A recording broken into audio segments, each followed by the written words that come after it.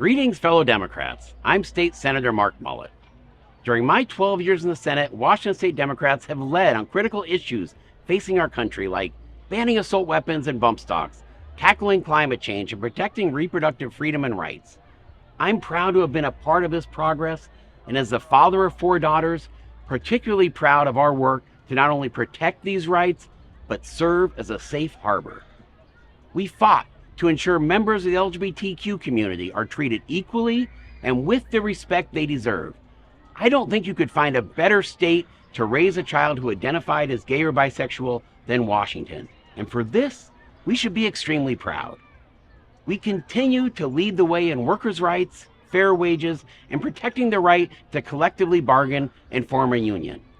I'm proud that during my time in the Senate, we were able to extend this right to our own legislative staff.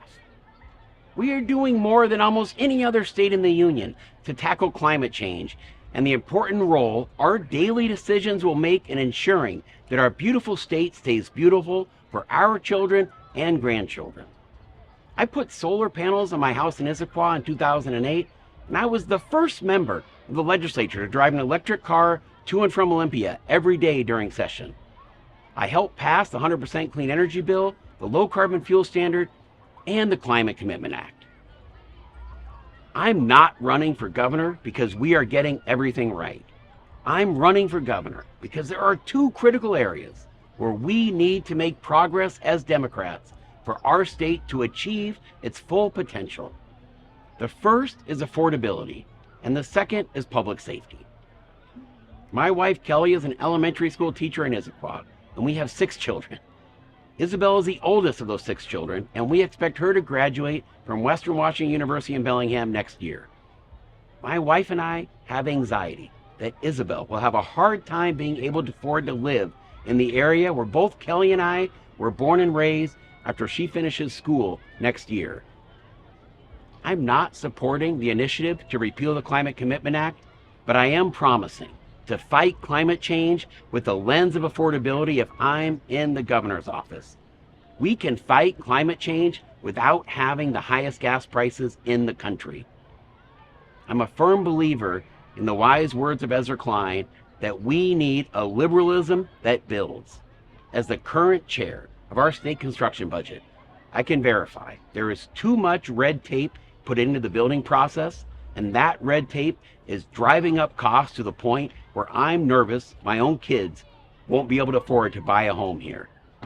Let's embrace the thoughtful ideas from Ezra Klein and make Washington the first blue state that creates a permit system that is both predictable and quick. When we build more housing, everybody wins. We create jobs, we lower housing inflation, and we reduce homelessness. When it comes to public safety, the state needs to step up and become a better financial partner with cities and counties.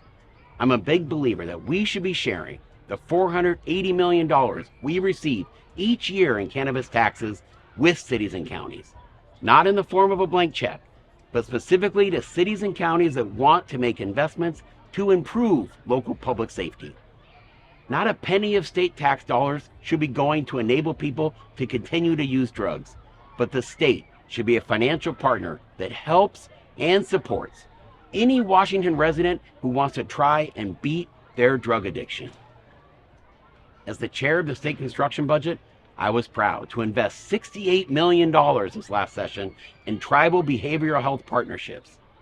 By partnering with our local tribes, we were able to utilize better reimbursement rates from the Bureau of Indian Affairs, which enabled us to expand mental health access without raising taxes. Our tribal partners do an amazing job of operating these facilities, but we have to step up and be their financial partner to get them built in all corners of our state. The level of political vitriol at the national level is the worst I have seen during my lifetime, and it will only get worse in the months ahead. I'm proud of the accomplishments we have made in Washington during the past decade, but now, more than ever, we need a Democratic governor with a proven track record of finding bipartisan solutions to the biggest challenges facing our state, to chart a new course on making progress when it comes to affordability and public safety. We can be the blue state that makes it easier to build the things we need to build, from housing to schools to hospitals to transportation projects.